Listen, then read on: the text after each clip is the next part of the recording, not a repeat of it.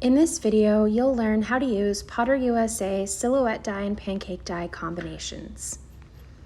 Here I have our mandala bundle, and I've gone ahead and roller printed some copper with one of our mandala rolling mill pattern plates. So first we're going to cut out our shape and then we're going to form it with the silhouette die. So you can see I've inserted my metal into the pancake die. My metal has been rolled, so it is hard. And this pancake die does not fit exactly the shape of all of our mandalas on our pattern plate. They're all different, but I'm just showing you this as an example.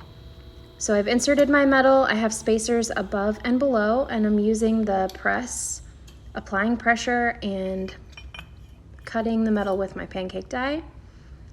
Then I can remove my little sandwich and tap the back of the pancake die with a rawhide mallet. It pops the skeleton right off, and then I can tap it 1 or 2 more times to get out the blank. And you can see I have my piece here, and it's got my texture, and now it's a cutout of a mandala. So now we're ready to go ahead and form with the silhouette die. You can anneal in between these steps if you like, but you're more likely to lose some of your detail in your rolling mill pattern. So I did not anneal in between cutting and when I'm now forming. So I have urethane below, and then my metal, and then my die. You always want your metal in between the urethane and the die because the urethane pushes your metal into the die. And I placed my silhouette die on top, and I marked with a Sharpie to see if I was centered. I wasn't centered, so I'm shifting the die just a little bit, and then I'm remarking, and this is the way that I'm figuring out how to center my pattern under this silhouette die.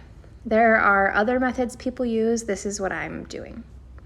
So that's roughly centered for me, good enough. I'm gonna go ahead and place my silhouette die back on top and then move my little sandwich into the press.